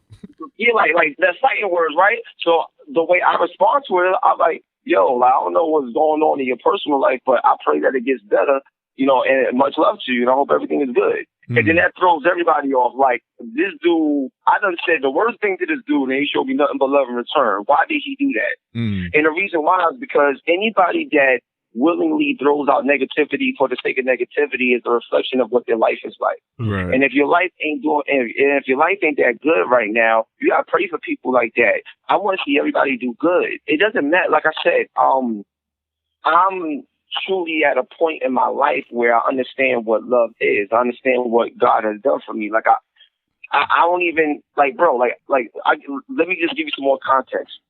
I'm from the hood, grew up in the 80s, East New York, all of that stuff, right? I never smoked. I never drank ever in my life. You know what I'm saying? I don't, like, really party that much. Like, I don't go out really unless I have to. I'm blessed with the things I got in my house. I spend time with family. I try to help people.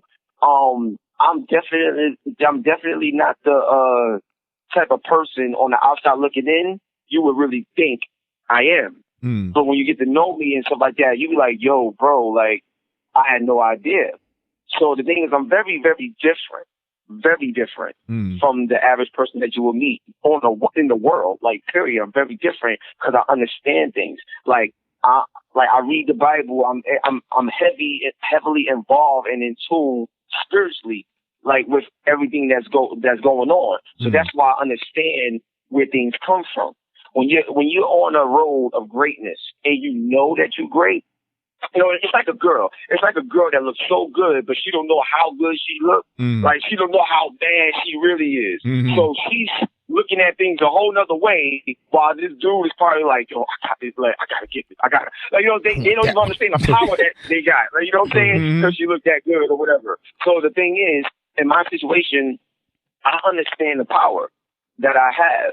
So any negativity that comes towards me, I get excited. And the reason why I get excited, because it's kind of like how lightning strikes, the way it works. You get a positive current from the ground, and I believe a negative current from the clouds that creates friction that makes thunder, that makes lightning strikes. So when I look at that in life, if you're coming at me in a negative way, that's God allowing me to have power in the situation. But two negatives ain't gonna create the strike. Somebody gotta create the friction. So all your negativity, bring it. Because I'm going to hit you with something that's going to impact you in a way that's going to make you think. And then now I impacted your life. So no matter where you go in life, I'm always going to somehow be with you because of the impact that I had in your life. So consider me a cloud save. You know what I'm saying? You know what I mean? No matter where you go, I know I'm going to have an impact on your life because I was able to affect change in a positive way. So that I don't care, man. People can say the worst. It doesn't even penetrate, man. Pause. It doesn't even get through my armor, man. You know what I'm saying? Put like this: if I'm in a building and I'm on, like the 60th floor, and somebody is yelling on the 20th floor or cursing or whatever, I'm so far up I didn't even hear it. So it's all right. That nigga just hit us with mad bars. Mad bars in a row. I appreciate them all. Nah, because the only reason I had to ask, because, doing my Googles, I found like a whole page of like why you suck. I was like, yo, who is this nigga? Like, what am I missing that he's done in the past umpteenth years that just made somebody make a whole page of why hip hop gamer sucks? Yeah, I mean, well, I could tell you one main thing. In the beginning, like, let's go 2009, 2010, there was other black outlets that was coming out. You had things like Analog Hype. You had a couple of other websites as well back then that don't exist no more. But a lot of people was mad at me because they felt that I wasn't being professional. It was like, yo, hip hop gamers making all black gamers look bad because, you know, he always be like, yo, dog, what's going on, and all this street ghetto stuff. And so there's like, so my thing is, so what you're telling me is you represent your so-called culture of hip hop or whatever in private or somewhere else, but when you get in front of certain people, you want code switch. Turn that off because you're trying to fit in, and you saying that I'm not real. Right. There's a miscommunication here and stuff like that. So so what happened is I'm just me, man. That's it. I mean, that's all you can be at the end of the day. Like what I tell people is, what do you define as professional? Yeah. I ask people all the time, what do you define as professional? Because for me, what I define as professional is discovering something that you're really good at and figuring out a way where you can impact people, get paid for it, and be honorable about what you do. Like, you know, respectful and be honorable about what you do. To me, that's professional. Like being on time. If like, you know, if, for example, I told you that I made sure that I made time so I could be on the podcast today. Now, if something happened where I couldn't make it, then I'm going to call you and let you know, like, hey, bro, I couldn't make it. Something came up. Can we reschedule? Because I'm being professional and respectful of your time instead of not just saying nothing and just boom, boom, boom. Like, you know what I'm saying? There's ways that this is professional, the way you carry yourself. That's professional. Now, if I say, yo, dog, what's going on? And you got a problem with me saying that, that's funny that you got a problem with me saying that, because the person that you're trying to impress, if they said that to you, you wouldn't say nothing because they the ones that got the bag. Right. You understand what I'm saying? So to me, most people are hypocrites. And the reason why I say that is because most people are quick to point fingers and blame instead of look at themselves first. So I'm the kind of person where I've learned to look at myself first before I do anything. So when I do something, I'm content with what comes with it. Right. That's why nobody can say anything or do anything to me, because I already know who I am. If I don't know who I am and people are saying so many things, then I'm gonna allow my vulnerability of their influence to dictate how I move, and then from there I become lost and bitter. And that's why when you see negative comments, that comes from that. And then you got a lot of people that instead of learning from that, they'll get mad at you at the fact that you hit a nerve that you know, now realizing that I'm only here to help. And the only way I can help is to be professional enough to tell you the truth. Period. Okay. Now I have a way with words. I am an artist. Now, into some gaming shit real quick. I just want to know real quick, what are your top 5 games of all time? Like your personal top 5 favorite games of all time? Top 5 games of all time. You know, this is the hardest question ever. Well, God of War. Well, I mean, God of War is the. Wait, hold on 1 second. So that was my son trying to like he's showing me some stuff. I'm like, I'm on a podcast now. I can't do that right. But listen. So God of War, top dog. Shout out to David Jaffe. That's a good friend of mine. Shout out to Corey Barlog. My man Stegus Mooseman, because those was like a few game directors on the different God of Wars that came out. But God of War, first and foremost. To me, Kratos is the best character ever made in gaming, period. Like, God of War is the best game ever to me. So, that whole franchise. Like, ever? The last one that came out. The recent one. The recent God of War, yeah, I can see what that's that shit set the bar up. Yeah, that set the bar kind of crazy. They stepped it up. But I love every God of War. I love all of them. But God of War, the last one that came out, that just took it to a whole nother level. So, God of War. Then, after God of War, I would probably say Grand Theft Auto. Which one? San Andreas is probably my favorite one. Okay. But I love Grand Theft Auto overall as a whole. 3,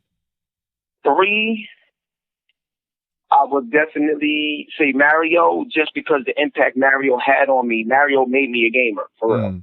Like, so I just gotta go with Mario because of the impact that it had on me. Okay. So that would be that. The next game, see, this one is tough right here. I got 2 more, but this next one is tough. Final Fantasy, that franchise was crazy, but Final Fantasy 7, that game has such a huge impact on me. It's like, you know, like I love Final Fantasy 7, and I'll probably end the last one with 2K, NBA 2K. I love NBA 2K. I'm such a huge fan because before NBA 2K, I had Live. Before Live, it was Showdown. Before Showdown, you had Bulls versus Blazers and Lakers versus Celtics and all that stuff. Way back, shit. you know what I'm saying? Yeah, Kobe courtside. But for the top 5, oh my God, it would definitely be God of War, Grand Theft Auto, Mario, Final Fantasy, and NBA 2K. Man, that's my top 5. Those are games Those are games and the franchises that I just can't live without. Not mad at that list. Now, the belt that you carry around, what's the significance of the belt? I know you said that you're like a wrestling fan or like a John Cena fan, but what's the significance to you of the belt you carry around? Oh, well, my grandmother was my champion.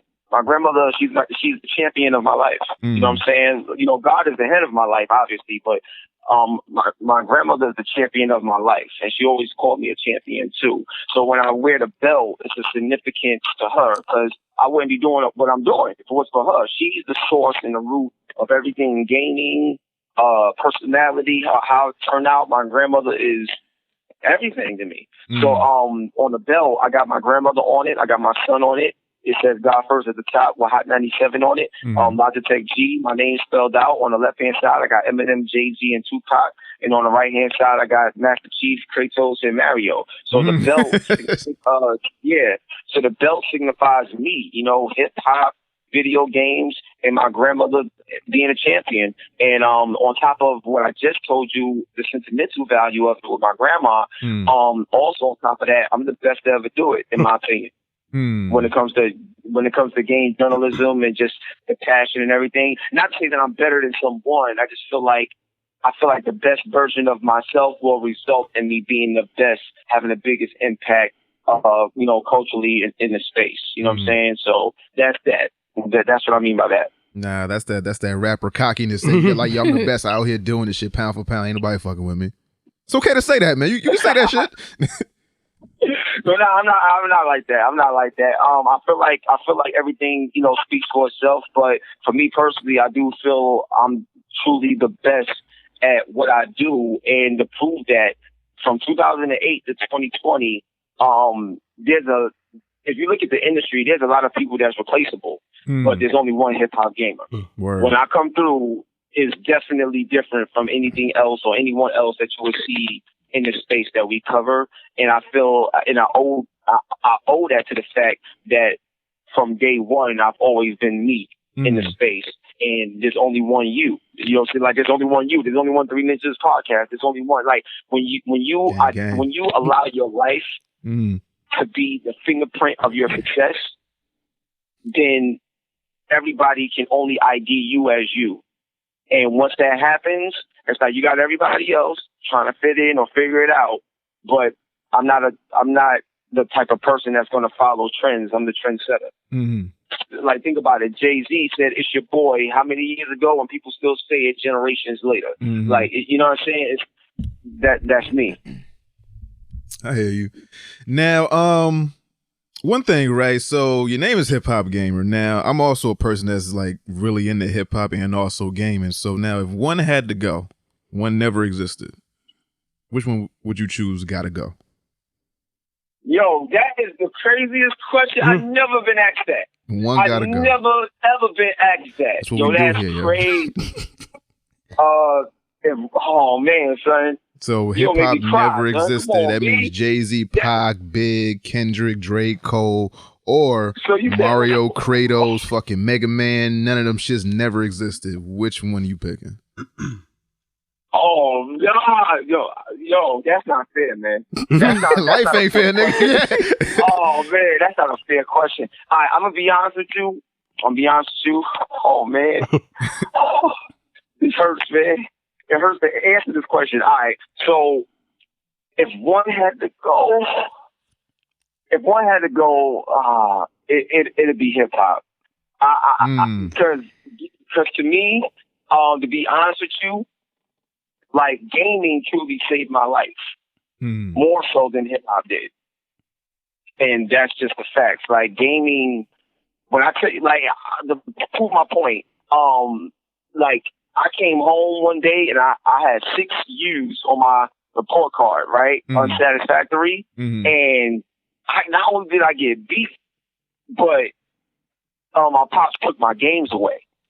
And listen, I'm gonna tell you right now, because I remember this like it was yesterday, because that's the impact that it had. Mm-hmm. If you would have told me that I couldn't listen to hip hop or I couldn't listen to music at that time, I would have been fine. I would have been fine. Mm. But when they took away the games, I didn't know. Yo, bro, it hit Uncle Murder, son. It hit different. It hit different. Like, when I mean it hit different, like, yo, I went 2 weeks without being able to play a game. God damn. I was in rehab, bro. I was like, yo, son, it was over for me as a kid. I couldn't function. Mm. But it made me do better in school, because I was like, if this is what it takes for me to play my game, I got it. We the books at. Yeah. Like, yo, I was on it, son. I don't think I got, yo, honestly, I'm not even joking. I don't think I got a U after that. Like, I think everything I ever did was satisfactory after that. Mm-hmm. Like, I was so serious, because the impact that it had on me was that powerful. I remember one time, my sister came home because she went to Edward R. Murrow High School, and she came home and her friend let her borrow Mickey Mouse Castle of Illusion on Sega Genesis. And yo, she came home with that. I don't think I loved my sister more than I ever did in that moment. When she came home with that kid. So when I'm just thinking about my life and the impact, yeah, man. If I had to choose one, I'll choose gaming. Okay, cool. Well, I'm glad we got a chance to talk to you, man, and chop it up. Because, like I said, following you for a while, see you doing some dope things. I'm hoping you do more and more. So what you got coming up next? What's next on the slate for Hip Hop Gamer? Oh man, well I have a lot, but I won't be too long-winded with it. Today, actually, if y'all get a chance, if you go to Hot 97 right now, you'll see that I had Tiffany Haddish on the show. So Tiffany Haddish, she's amazing. So I had Tiffany Haddish on the show. I had what's the name of that girl? She's a beautiful girl, and she's on. She was in that movie From Dusk Till Dawn and Desperado. Salma Hayek. Yeah, Salma Hayek. I think that's her name. But I had her on the show as well, and Stifler's mom from American Pie. Yeah, I got her on the show too, bro. That was dope. That's a random assortment of motherfuckers. Right got a black, Mexican, and Asian. Black and Mexican and white woman. Yeah, like she's dope. So I got her on the show, so that's out right now. In terms of the things that I got coming up, a few major things. One, shout out to Michael B. Jordan. He just got involved with the Ambox team as a huge investor, huge partner, and I'm partnering with Ambox as well. So that right there is real huge. So I can't wait to get him on 97. That's gonna be dope. So that's one thing that I'm working on right now. That's huge. The second thing is I have a major song called Press Start. That's gonna the song is designed to unite hip hop and gaming and just the culture of what we do to set off the new esports divisions that's launching later this year. Especially with what I'm doing with the NBA 2K League this year as well. So it's just so much stuff that's happening, but that's just a few things to name. And also shout out to Ubisoft in Techland, because they got Dying Light 2 coming out this year and Watch Dogs Legion, and I did the song for those games. So okay. It's gonna be dope. You nice in 2K? Yeah, of course I'm nice in 2K. Yo, I kind of want some smoke, yo. like that whole Def Jam shit. I was watching that shit. I was like, yo, he definitely don't want no smoking Def Jam. So I was like, we gonna go to something more modern. So that 2K, I kind of want to set something up with you, man, and kind of battle in 2K. Yo, are you in New York? Nah, I'm like a state over. I'm in Connecticut. In Connecticut? Oh, yeah. Okay, you ain't far. So in my situation, when I play 2K on the broadcast view, though, I'm not that great on the 2K view. So, if we play on a 2K view, you definitely got a shot. It don't matter. You're going to get this work either way, whatever view you want, babe. Oh, what? Whatever you trying to do, son. When we play on my view, I'm smoke you. I'm hurt your feelings. That's okay. We're going to see. And two, what you play on? You play on PC, PlayStation, or Xbox? Xbox. All right, we playing on PC. Oh. All right, because that's the best one. You trying to get me out of here. I'm going to see what I can do with the PC, but We'll set some up Yeah, with we the play on actual. PC. You can still actual use your Xbox controller on Okay. PC, so it don't matter. All right, let's But it's just let's the game do is it. gonna be Let's set up, better. hip hop gamer. Playing with you, baby. Let's go. It's gonna feel a lot better. It's gonna be more responsive. All of that. So we're gonna play on PC. That's two. And then in terms of the Def Jam, I have like over 100,000 games, and I'm able to play them all in 4K. So I can play like PlayStation 2 games in 4K. I can play like Def Jam that you saw me playing. Like you never seen it look like the way I can make it look like on my PC. So it's like you got emulators? Crazy, bro. You got emulators? Yeah. So the way I got my games looking, and the thing is, I got my PC. I got my CPU is the AMD 1950X Threadripper 16-core processor. And I got that just sounds like I got the you gotta get it, man. RTX 2080 Ti. So yeah, we lit. All right. Well, off mic, we gonna set some things up and see how everything goes. So, why don't you give everybody your social media and everything like that so they could follow you? Everything is Hip Hop Gamer across the board. Hip Hop Gamer. You know what I'm saying? Just Google me, type in Hip Hop Gamer, and everything pops up. Like everything. So we good. All right, man. Like I said, we're gonna set that up, and I appreciate you for taking the time and chopping it up with us today. All right. No problem, man. God bless, and you have a great one. All right. All right, you too, man. All right, peace. Peace. Jaguar had a cool logo too. Jaguar. Yeah. Oh yeah, that was our interview with Hip Hop Gamer. Shout out to Hip Hop Gamer. Shout out to everything he's doing. Hope to hear more from him in the future. I want all the fucking smoke and some 2K. About to bust your ass, nigga. He probably will. He's like, yo, playing on PC. As soon as that nigga said PC, my heart skipped. I was like, oh shit. I don't know how to, but it's like, if it operates the same with the controller. Yeah, I think it do. It's like the same thing with the emulator emulation here. I think. Yeah. I probably said this before, but that's one thing I'm glad that they didn't change with the new release of the new console for Xbox. That they didn't change the controllers. Like I could still use Xbox One controllers with this because it's perfect. You ain't gotta change it. But even still, like I was looking on the site and I wanted to order a custom one. Yeah. And I was like, if I order this shit, but then the shit is and then obsolete, a year later, like I don't want to get this spend shit. fucking $70, $80, however much it is. And like I was gonna get my daughter one because she be using mine and she really in the gaming now, so I was gonna get her one. Yeah. But as long as I can use the shit, then it's all good, all good. Yeah. So picks, man. What we got, man? Don't fuck with cats, man. That's your pick. Don't fuck with the cats. Yeah, do not fuck with cats. I have 2 picks. I have this most recent episode of My Hero Academia. You should definitely get caught up. Ooh, them nigga. Yeah, your boy Deku went off in these streets. Deku is that nigga. Yeah. So definitely check that out. Get caught up and check that out. See that, because that shit was fucking on point. I think my daughter is further than me in that show. Like she be watching that shit. Like, this most recent episode, he go off. He go off. He go going on. Yeah, for real. These niggas, yeah. And then I just started watching Fire Force earlier. Is that good? So far, it's interesting. I was like, oh, it's not bad, because I guess the Adult Swim version, whatever, is on Hulu, whatever, the dub version. I was like, oh, let me just watch this shit. Yeah, I started watching that shit last night, but it didn't keep my attention. But I was like cool. watching it though. Yeah, I was like, it's cool. I was like, yeah, I was like, I like this. Yeah. I'm gonna see where it goes. Word. Blah blah. What we got for picks, man? It's this podcast on. It's not on you.